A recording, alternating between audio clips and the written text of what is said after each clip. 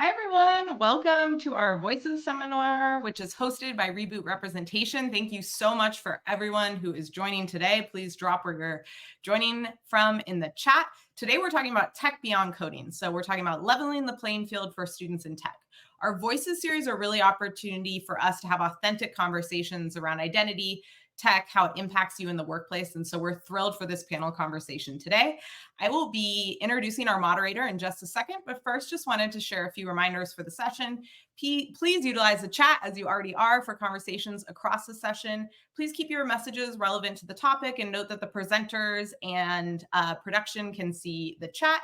Our team will be monitoring and we will be answering questions live during the session. Following the session, you will get our feedback survey. We really appreciate you taking time to give feedback on the session. And with the reminders out of the way, I would love to bring up our moderator, Michelle Del Angel, who will be facilitating our panel today. Welcome, Michelle. Hi, thank you, Geneva. Hi, everybody. I'm Michelle Del Angel. I'm the Talent Engagement Coordinator at Reboot Representation. Many of you have probably, if you are familiar with Reboot, have seen my name in emails, or I've spammed you on Slack about events and any resources that we have at Reboot. But I am, and my colleague Jenny, are the main forces that are with our students, our Reboot scholars, as we march along to our main goal of doubling the number of Black, Latina, and Native American women graduating with computing degrees by 2025.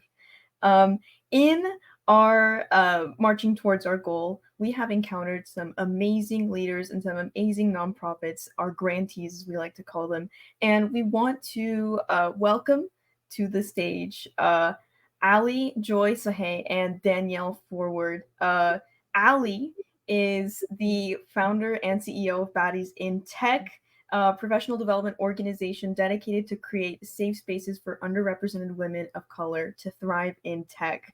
And Danielle is the founder and CEO, co-founder and CEO of Natives Rising, that economically empowers Indigenous people through tech careers and entrepreneurship. Welcome, Danielle and Ali. I'm so happy for you to be here. Thank you so much. Great to be here, Michelle. I kind of want to get things started. A bit of an icebreaker, just a slight icebreaker here, and it may be a bit of a controversial question. So I do want to preface. Do you believe a hot dog is a sandwich? Oh my gosh. No, I This don't. is amazing.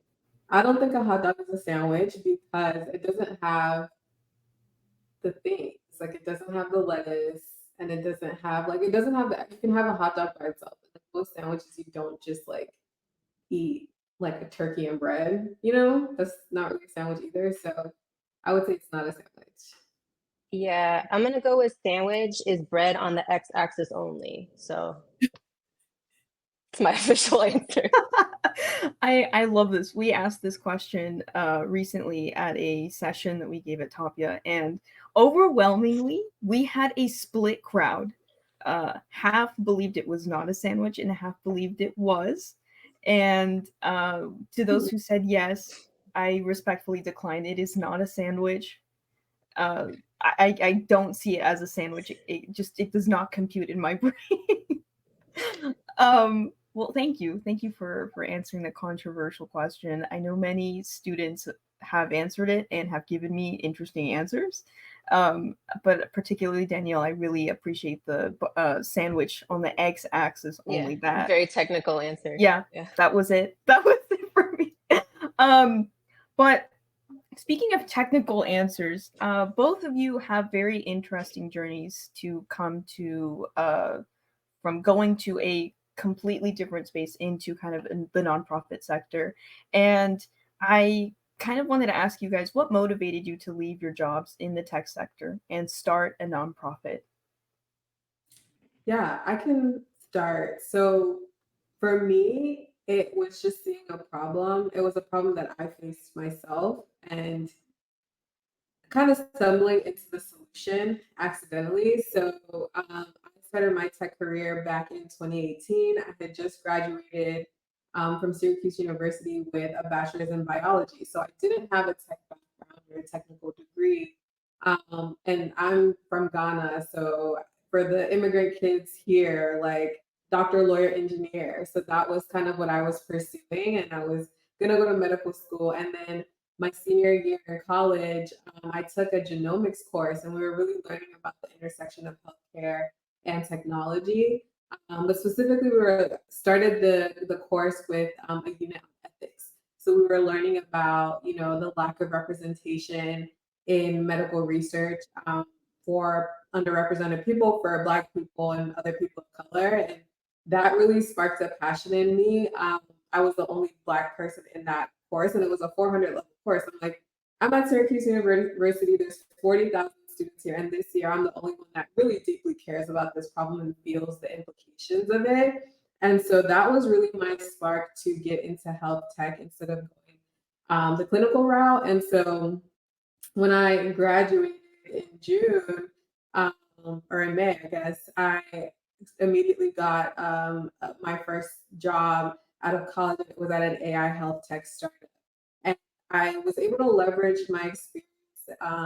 Undergrad, I worked in the emergency department as a medical scribe. And so we were working with electronic medical records, which was like the key piece of technology that the medical industry uses. And so the startup I started working at was essentially revolutionizing that process and replacing like physical medical scribes with AI that would do the same thing. And so because I had a background in that, I was able to launch my career at that AI health tech startup.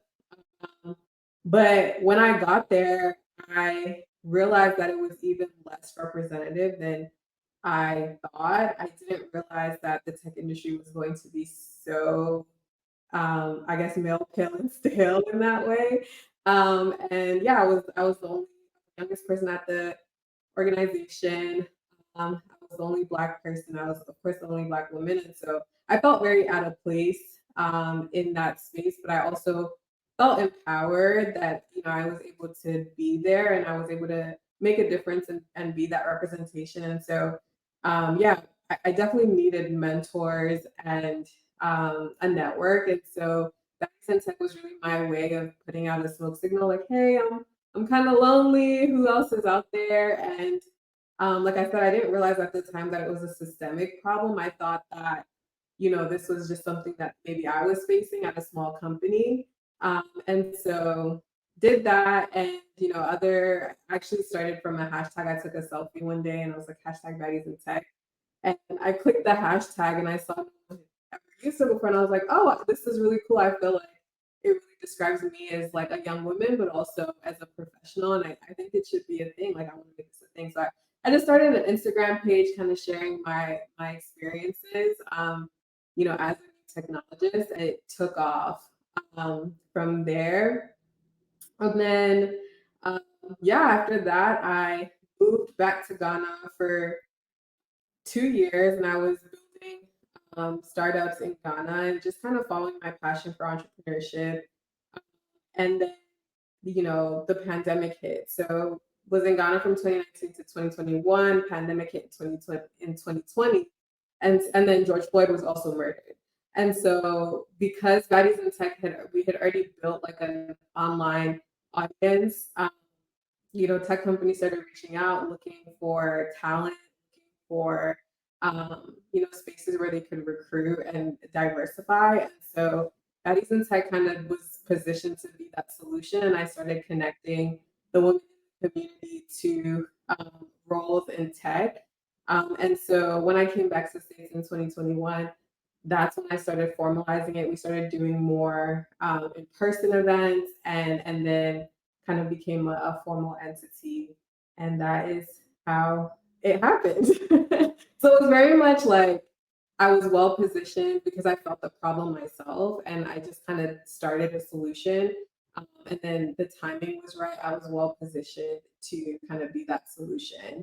And I think with Baddies in Tech specifically, like the name of it is almost like a dog whistle in a way, in the sense of like it weeds out the people who it's not for, and it like brings in the people who it's for. And so it's worked really well in that sense of we're able to really attract the people that this organization is for, that we can help. And that is what has made it successful, I think.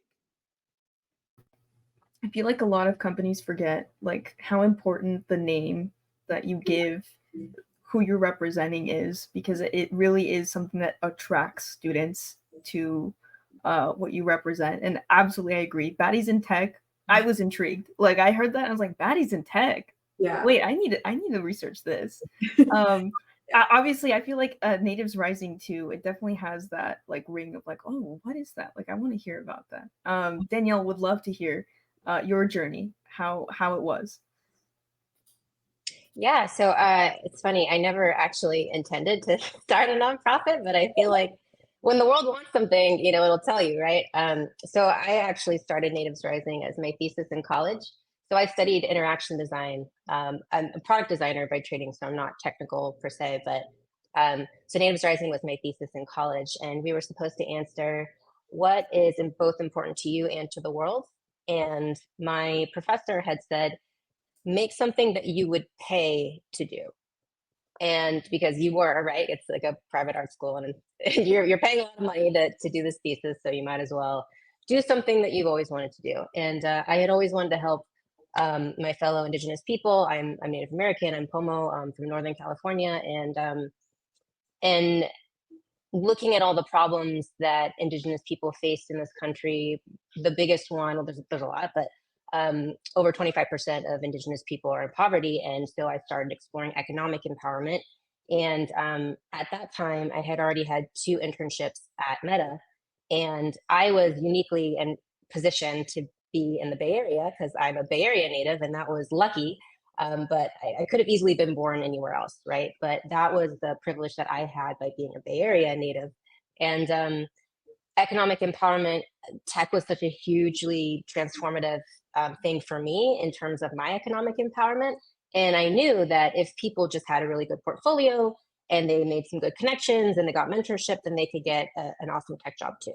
And at the time, this was way before COVID. And so people were like, oh, remote work, like, yeah, maybe. And it's so funny how, later everybody's doing that now.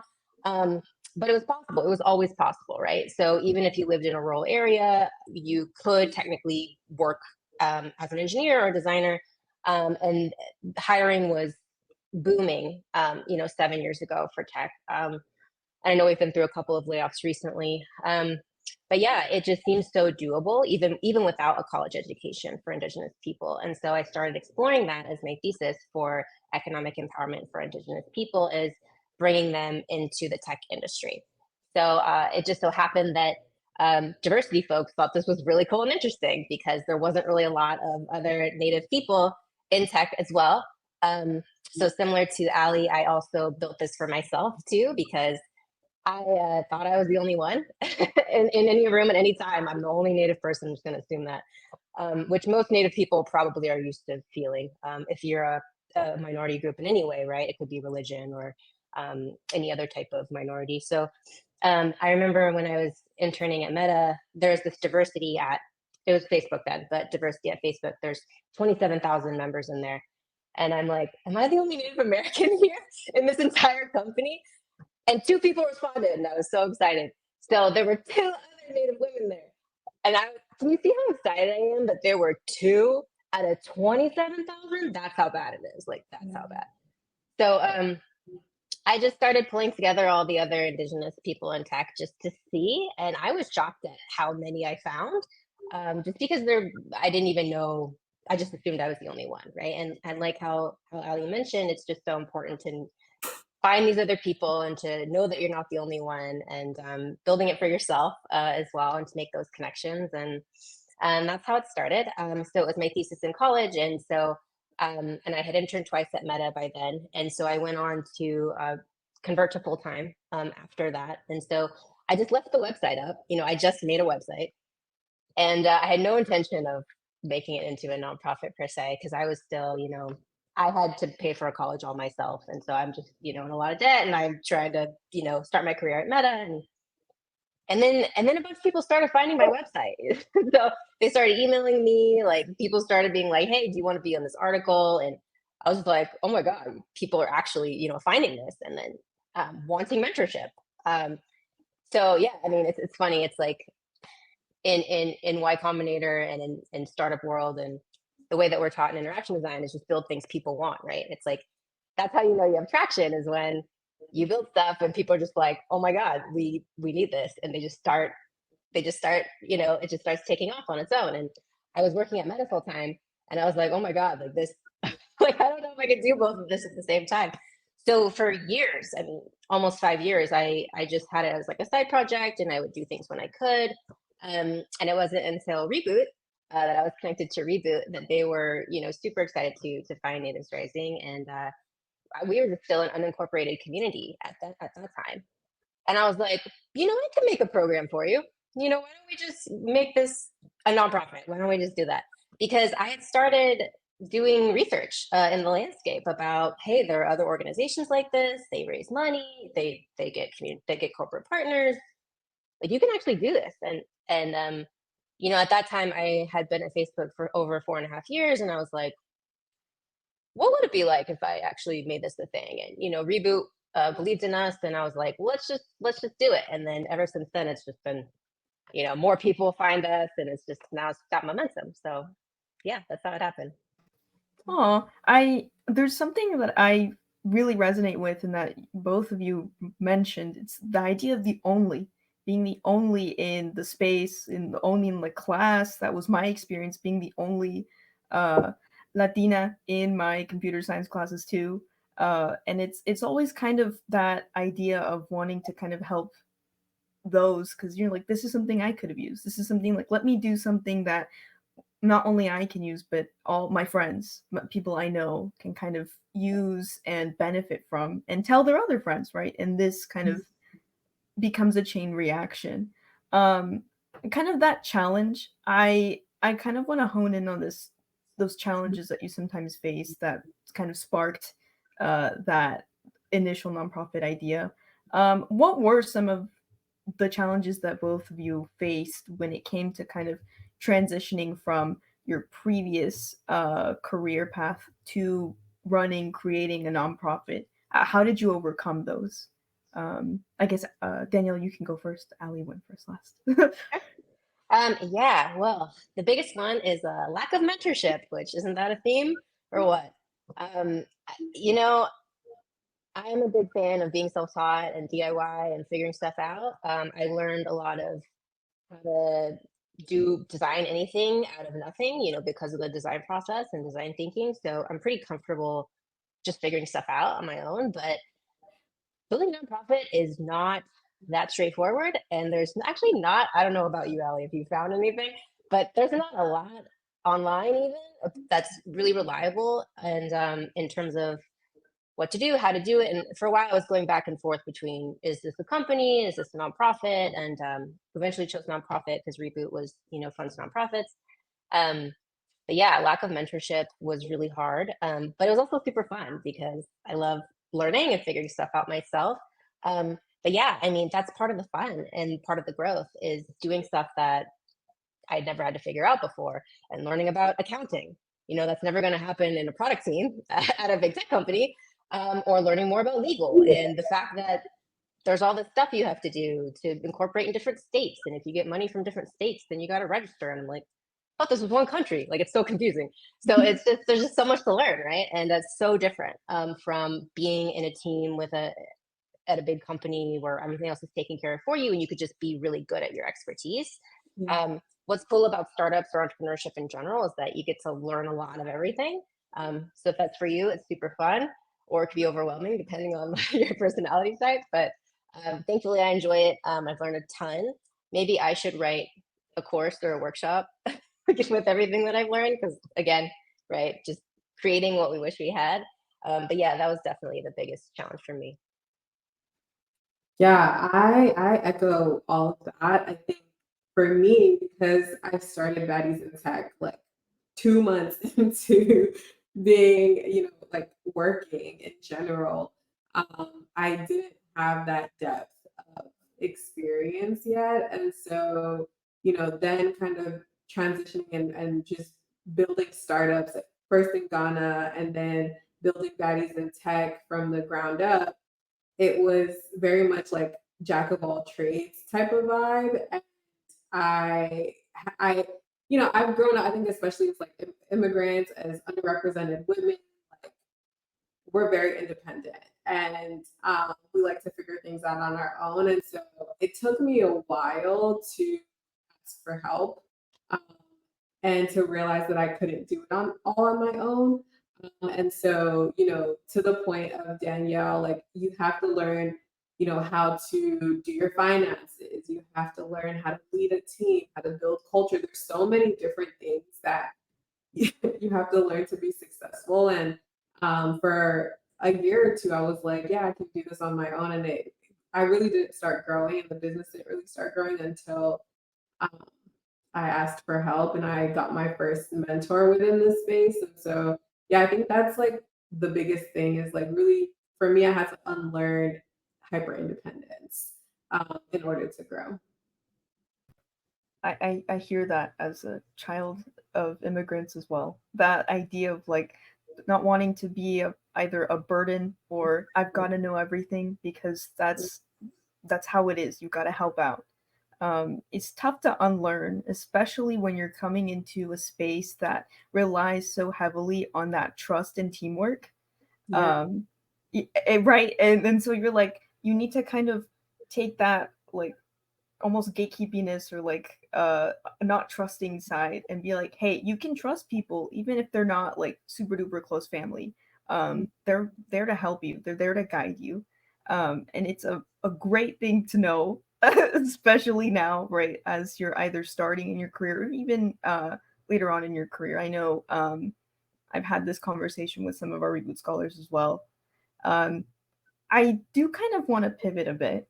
And funny enough, pivoting from one space to another can be really difficult because you may not know what skills can translate really well into that new space. And so I want to ask both of you if you could name two of those skills that transitioned well from like your previous career into the nonprofit space. What are those? Danielle, I'll start with you. Yeah, hard to pick just two. Like, are these two or this is this one? Probably design thinking and user research. I was gonna say product like management skills, like road mapping and stuff, but if I had to choose two, definitely design thinking and user research. I mean, because it's really talk to customers, build product, talk to customers, build product, right? And so it's like the fundamentals of building anything valuable. And thankfully, I'm trained in human-centered design, and so Natives Rising was built on user research, and we continue to get feedback from the women that we serve, from the folks in our community, and to make stuff that really resonates with them. And so, yeah, it's been definitely a guiding light. Yeah, I don't want to keep echoing Danielle, but design thinking for sure. Like I've been saying, I spent a year in a tech entrepreneurship program in Ghana, and the whole process was find African problems, form teams, build solutions, and that problem finding part of it was all design thinking, right? How to identify a problem, how to identify a user set, talk to them, how to conduct, qualitative research, quantitative research, and come up with solutions to solve that problem and test that. And so we've done a ton of that with Baddies in Tech as well. And actually with what we're launching soon, we're launching a mentorship, a sister circle mentorship program. And we came up with that through a ton of quantitative research, but also focus groups and one-on-one interviews that we conducted with our community. And it was really surprising because when we put out the survey initially, we asked a specific question and we said, why did you join Baddies in Tech? It's a very simple question, but we made it so that they could only pick one choice. And the choices were pretty difficult, I think, to pick between. So we had, learn new technical skills, find a job, connect with like-minded community, and I think we had like two others. And what was really surprising is that 50% of the women, given the choice to only pick one, picked connect with like-minded community, like-minded individuals. And I would have thought like people because they wanted to get jobs or to to learn skills. But that answer was really, really telling in the fact that regardless of what stage you're in within the tech industry, you could be an executive, you could be just graduating, because we interviewed and we talked to both, groups. Um, they're still looking for people around them that can support their career growth, and so that has really informed what we built and what we're continuing to build. And so I would definitely say user research. I think the other thing is just client relations. My first job in tech at the AI health tech startup was in technical implementation. So I would travel and I would implement the technology with doctors. And the big part of that role was just being able to build relationships with the doctors in order to like get them to buy into your idea and onboard properly. And I think that that skill has served me so well within the industry. I think relationships are more than everything. I've raised funding through relationships that, for example, I was trying to raise money for our conference, and I was talking to AWS, and there was one individual I was talking to AWS, and he was like, "Oh, we don't really have, we stopped doing that. We don't have any money." And then I had a relationship with another woman in AWS, and she knew my work. We were very well connected, and she like went out and advocated and found funding for us within the same organization from somebody who told me that they didn't have funding. So yeah, I think like relationships have served me so well, and being able to maintain relationships, start relationships and maintain them, I think is so valuable for whatever stage that you're in, especially now with the rise of AI. Like, being able to cultivate relationships, be creative, and come up with creative solutions, I think is like beyond valuable for where we're going within the tech industry. So I would say those two skills for sure. Awesome, awesome. I completely am surprised whenever relationships that you made, friendships, connections that you made years ago pop up, right? And is the key to finding your next opportunity, your next big thing. That's funny enough how I found my job here at Reboot. Which is huge. I feel like I'm gonna pivot a bit off book here, but I know this is a very big topic that students like to kind of hear about. But in your experience, where do you feel is the best place to kind of get started in forming those connections? Where, or relationships, where is the best to kind of say, especially for those who are kind of introverted, who are like, I don't know where to start, or it's kind of hard for me to kind of randomly talk out of nowhere. Where's a great place to start? So honestly, I'd say that if you are introverted, the best place to start is at networking events, because people are there to network. That is, you start from a baseline knowing that like people came to connect, to network, to find like-minded individuals, to find connection. And so I think it removes that like first layer of like, does this person want to be bothered? Does this person want to talk to me? And then I think that like, for me, I'm an ambivert, so I don't like love, like it's not like my favorite thing in the world. Like I like being around people, but it does drain me. And so because I know that it drains me, at some point I set a goal. And once I feel like I'm done, like my battery is done, I leave. And I think that a lot of people who are introverted or ambiverted even feel like, I'm in this event, and if I leave, people will feel a type of way. I think it's okay to like have that agency and say, I'm setting a boundary. And set a goal, like I want to meet 5 new people and see if there's anything that we can connect on. And then I think the last thing is really following up. So I'm kind of bad at this, but really like being able to, say like, yeah, I got your LinkedIn, and like, let's, messaging people and saying like, let's virtual coffee, and like remembering something from the conversation and carrying that over into, a follow-up, I think is how you're able to continue making those connections. I think the last thing for me is not reaching out only when you need something. I've had to learn this, that people are people and they just want to be checked in on. And somebody said something last week where it was like, get to know your neighbors before you ask for sugar. So it's like, it's just that, right? Like making sure that you're building connections and you're checking in on people. And the first time they hear from you isn't when you like need a job from them or when you need some sort of favor, that like they can continue to see you and that you're reaching out and checking in on a periodic level. A good example was recently I was meeting. I wanted to get like coverage in TechCrunch. Was it TechCrunch? I think it was TechCrunch for our conference, and I had to connect there, and I hadn't reached out to her in like so long. Ridiculous. And so I reached out. I'm like, yeah, like, can you like come to our event? You know, blah blah blah. Like, would love to be covered. And like, it was a line, and it wasn't like it was out of the box ask. But at the same time, I hadn't maintained the relationship with her, so she didn't end up coming. This past week, I hit her up and I was like, hey, let's grab coffee in the city this fall, like sometime. And she writes back immediately. She's like, yeah, like, like, when are you available? Let's do it.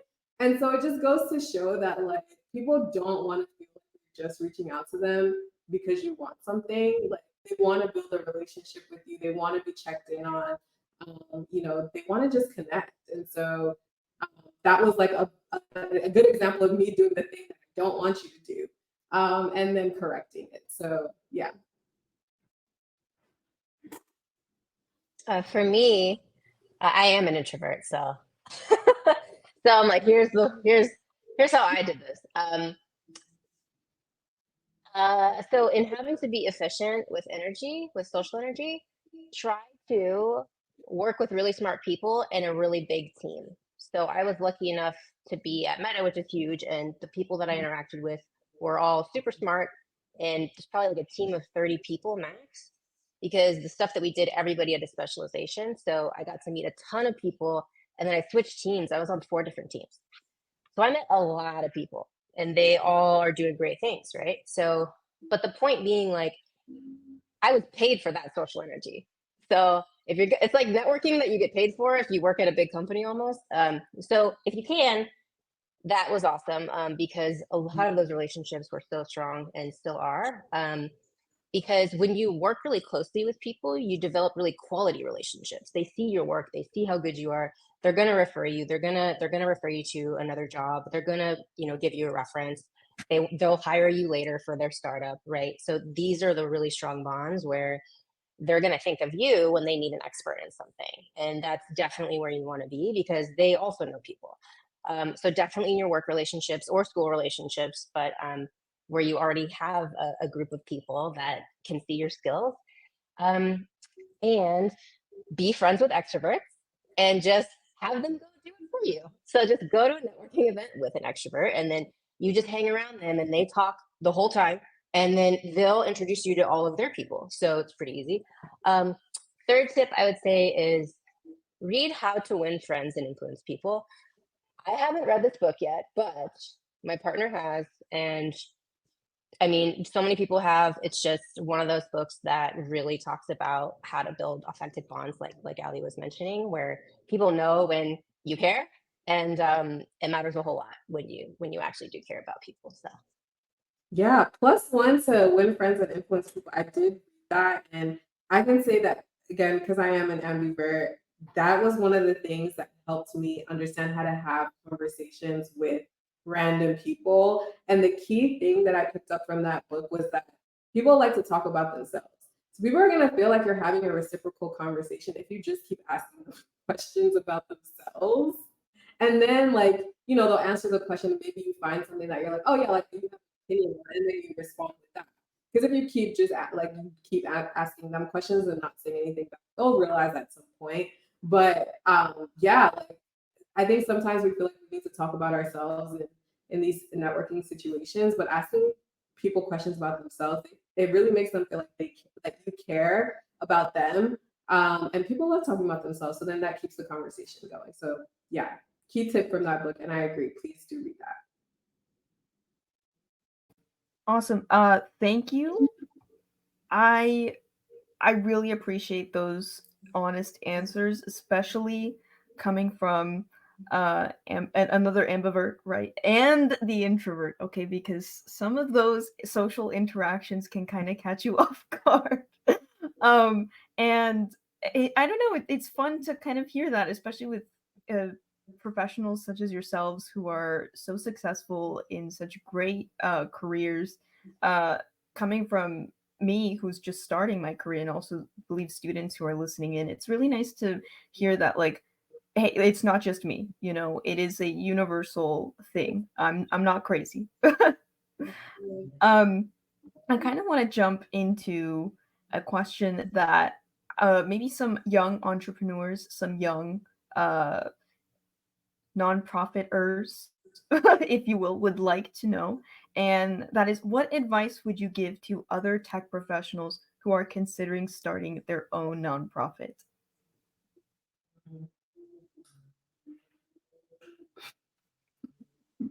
This is a tough one because they're all so different.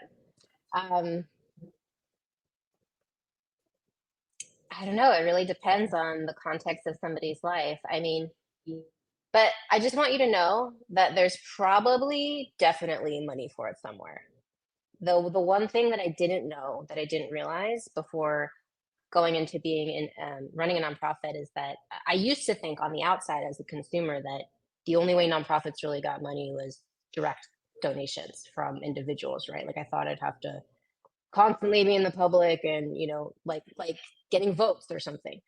But there's a lot of private money, a lot of foundations, a lot of just wealthy individuals that love a certain subject and they dedicate money specifically to that subject. And sometimes you might be the only one applying for it if it's a niche thing. And so I would just start doing some digging to see, is the market, and when you think about the market, there's two sides of the market for nonprofits, at least, and that's the funders and the people that you're benefiting, the community. And so it's got to make sense on both sides. Are there people giving money for this thing? Who would I raise money from? I would definitely start looking at that landscape, and to see who are all the foundations funding this. How do I know this is going to get funded? What are other organizations that got funded, and who funded them? How much did they get? So yeah, so just do some research, and then see if it's a viable opportunity. Yeah, I think on the other side of that, going back to like design thinking, like really validating that there's, and I would say this to any type of founder, whether nonprofit, for-profit, startup, whatever the case may be, is like validating that there is a problem first, and that when you validate that there's a problem, is it a big enough problem to solve? I think that, within my nonprofit space, within women in tech right now, as we all know, in DEI, there's been an attack on DEI in general, on women in tech initiatives. There's been a ton of women in tech initiatives that have closed down recently. And that's because the funding is drying up.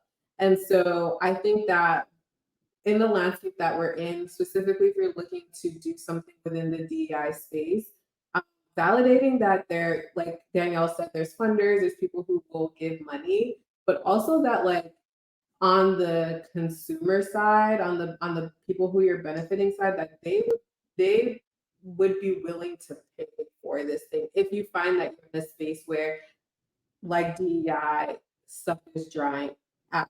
Like for us, we're looking to like figure out a balance and a mix of corporate funding, and public funding, as well as like B2C. Like, what does it look like to build a valuable product, a membership, whatever the case may be, that the people we're benefiting would pay for in order to sustain the business. And so, yeah, I think it's important to like really do some evaluation on how you're gonna make money, because at the end of the day, like, nonprofits are nonprofits, but you still need money. You need money to pay people, you need money to operate. Just because it's a nonprofit doesn't mean that there's no money involved. And so I think it's really important to do that analysis. That is eye-opening. I will not lie, especially being in this space. I feel like you learn something new every day, especially in when it comes to tech. Things are always innovating. You always kind of have to stay on top of things and always research in order to be able to provide either for those you are representing the best resources to set them up for success in the future. And so I do want to ask our last question. How do you stay updated with the latest tech trends and ensure that your nonprofit remains relevant and effective? Yeah, so for me, it's social media. I have a Google alert that I just kind of set up with keywords. And that alerts me to like new news anytime that Baddies in Tech has been mentioned. And then I also like use AI to kind of automate a lot of that stuff. So I've started using Claude and Geneva and ChatGPT a lot. I think for me, for a while, AI was intimidating, but it's really been integrated into my life. And so if there's anyone who feels like, AI is, intimidating or you don't want to like touch it, I highly encourage you to, because it saves a ton of time. And I think with the information age, with the flood of so many sources of information, it really helps to streamline some of that information for me. So that's how I kind of try to keep myself up to speed on things. For us, being relevant, our main goal is to create jobs, whether that's through entrepreneurship or for our tech folks to get placed in jobs. And so relevancy for us is really looking at the hiring landscape and seeing what do our students need to stay competitive in the job market. And AI is part of that, right, for our tech folks. And so AI internally in the organization, using that. And then also making sure that our programming has AI incorporated into it and teaching it and having our fellows teach it and just integrating it more into Indigenous communities where, it's just digital divide part 2, right? So we're doing our best to make sure that divide doesn't continue to expand, and really investing in our students and the Indigenous women in our fellowship program to learn that and teach it to the rest of the Indigenous women incoming for the next generation of technologists. So Wow. Well, thank you. Thank you. I definitely wanted to give some time and ask for potential students who would love to connect with your programs. What is the best way to kind of get that information or to kind of see what resources you have to offer? yeah, for us, follow us on LinkedIn. We definitely post the most there. On Instagram, on our website, we have 3 main programs for Indigenous folks, one for Indigenous women, sponsored by REBOOT, and then for Indigenous founders, then we have a STEM camp annually for Indigenous high school students. Yeah, same. Keep up to date with us on LinkedIn, and Instagram is where we post our updates. We also have a monthly newsletter that goes out. So if you go on our website, you can find the sign up form to get on our mailing list. We send resources every month in that. And then, yeah, like I said, social media, we post kind of our upcoming events.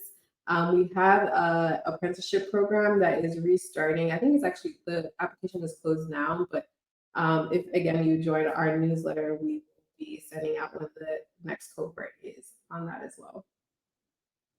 Well, Ali, Danielle, thank you so much for your insight, for your honest answers. It was a learning experience even for me. This was lovely. And for everybody who's listening, connect with me. I welcome all of your connect requests on LinkedIn. Connect with REBOOT. You can visit us on LinkedIn as well and our website to learn more about what we are and what we do. Thank you so much again, Ali and Danielle. Lovely to have you here. I know we do have some time for questions, potentially questions for you. So I going and switching into the Q&A of our session.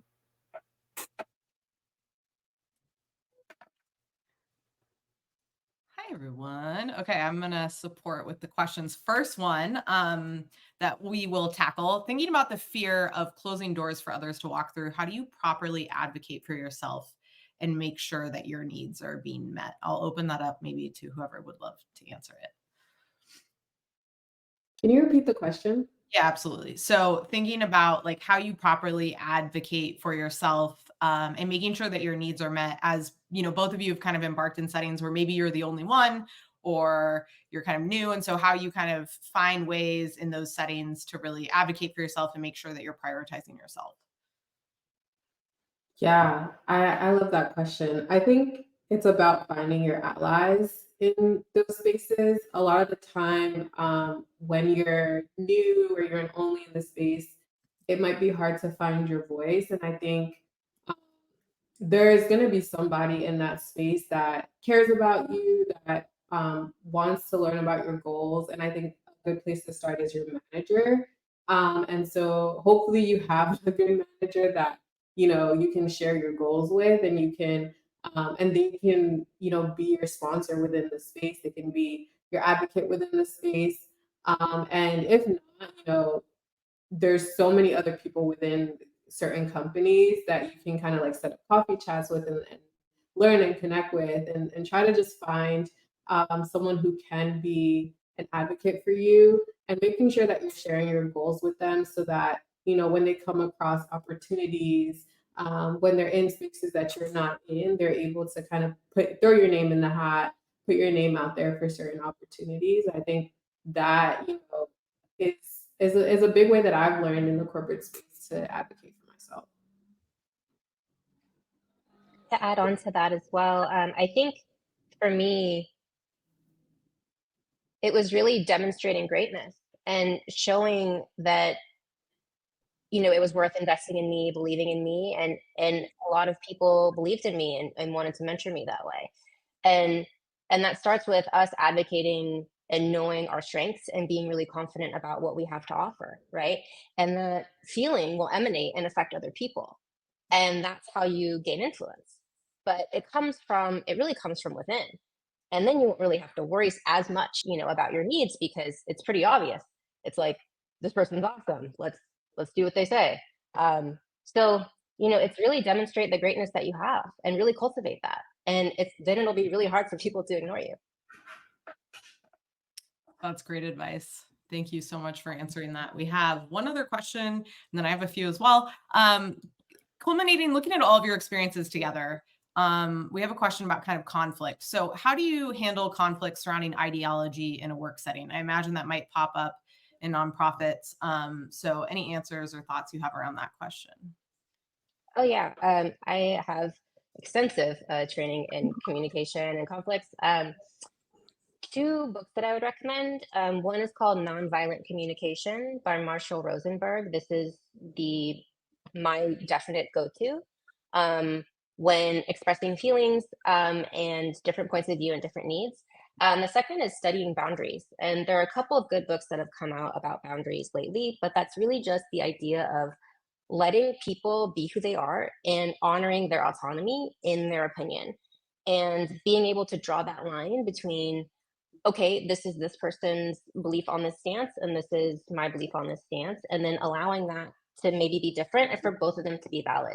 And with both of those types of books, you'll learn communication about how to validate both of your points of view without necessarily agreeing. You don't have to agree in order to understand or to make space for and honor that person's difference. So definitely those two books. Yeah, I think adding on to that, I think it's just about remembering what the goal is. I think sometimes we get caught up in being right, in my opinion, being heard, and that opinion being the correct. But I think when you go back to, especially within nonprofit organizations or impact-driven organizations, when you go back to what is going to be the best outcome for the people that we serve, for our funders, I think going back to those kind of like points, and making a decision based on that versus opinion is how I've learned to solve conflicts within my team. I think also it helps to have, um, I don't know, this might be a little controversial. So for me, I started off trying to build a very horizontal organization where everyone had a say so and nobody's opinion was more, weighted than the next person. I've learned that it actually helps to have um, someone that can be a tiebreaker in a sense. And so I've learned to implement that within our culture, as well as just accountability, like being accountable to what you say, how you said it, but also what you said that you were going to do. I think it's been a big culture shift for me and my team is, taking accountability for the tasks that we set, and being accountable to our teammates and stepping up to help people out when you can. And I think just having that baseline of like trust, baseline of accountability, and assuming positive intent has been a really big way that I've handled conflicts within our organization. Thank you so much for that question. Okay, this question's for me. So if you want to put up a graphic that says question from Geneva, but I'm right here. Which is, a lot, obviously all of you identify as women, but we have a lot in our community that are either the first of their family to do something or the only person that looks like them in a space. What kind of skills or like habits did you build to feel really confident in those spaces where you maybe were the only one, whether that's the only woman or the only Black woman in the space or the only Native American? Like, how did you kind of build that confidence, and any advice you have for our attendees who are in a similar situation, whether that's in class or in their future roles? I know that's a heavy For question. me, yeah, for me, I think, it was really cultivating and mastering my craft. I think it was just getting really good at what I was hired to do, getting exceptionally good at it. I invested so much in myself that, like I said earlier, it's like really hard to ignore me if I'm this, if I have such good ideas and I'm so good and I'm so, you're already done with that, So it was this thing where I just was the greatest that I possibly could be, and I focused on that. And in addition to those communication skills, right, that I was talking about earlier with the other question, and really understanding and empathizing with other people. Because sometimes I think maybe at a few points, maybe I was subconsciously thinking a little nervous about, being a woman or being the only native in the room, but later on I was like, does anybody else actually mind? Or is it in my, like, it was sometimes hard to know, right? And so I think maybe I was doing that a little bit to myself. And so maybe just maybe trying to talk about it with others at any point, if one feels brave enough, because people might actually really respect and admire you a lot more than you think. Yeah, I think to add on to that, releasing imposter syndrome is really important. Like Danielle said, sometimes it kind of is in our head. There's 100% microaggressions in these spaces, and there's things that people do that kind of set us back. But I think some of it is kind of imposter syndrome and feeling like we're not meant to be in certain spaces. And so I really like Danielle's advice of investing in yourself, but I think also having a community around you that is of like people who might have faced similar things that you can vent to and really get advice on how to navigate that situation in real time, I think is so important. So yeah, really finding, because at the end of the day, like you might be the only Black woman on your team, but you're not the only Black woman in tech. Like there's Black women in tech somewhere else. And so being a part of like communities like Baddies in Tech, like Natives Rising, and like finding people around you that have experienced the things and can give you advice in real time, I think is so important. Like having a group chat, right, of people that you're sharing your goals with, that that you can reach out to and talk about your professional challenges, I think is so important. Thank you so much for sharing. Last question before we wrap up. I would just love to know, so many of our attendees are embarking on their journey in tech, whether it's a nonprofit, going into a large company. What advice would you give for people just embarking on their journey? If like there's one piece of advice you give to people at the beginning, what would that be? And Ali, maybe I'll start with you if you're ready. Yeah, I say the same thing every time I'm asked this question, and it's to just take the first step. Um, I feel like that has been the biggest thing that I've done for my career is I don't know the full journey ahead, but I've taken the step that was ahead of me. And when you walk forward and you walk closer, things might look hazy and misty, but you walk closer and things get clearer. And so, yeah, I think it's to just not fear taking a step, even though you don't know the entire journey. I think a lot of the times we want to have everything planned out and we want to have all the things figured out, and that kind of paralyzes us, analysis paralysis in a sense. And so, yeah, I just advise people to like do the things that are around them, whether it's you have someone who's in the career that path that you want to be in that like have a conversation with them, take advantage of the free resources around you. Like maybe you don't have all the funds that you need to take that boot camp or to take that next degree. Like take the courses that you have around you that are free and accessible. Like use the things that are around you. Because when you do that, you might meet somebody, you might learn that, oh, maybe actually this career path wasn't for me and I didn't need to spend, $50,000 to go back to school for it. And so, yeah, I think every day we're learning. And so it's important to just learn around you with the tools that you have, because the path gets clearer as you walk it.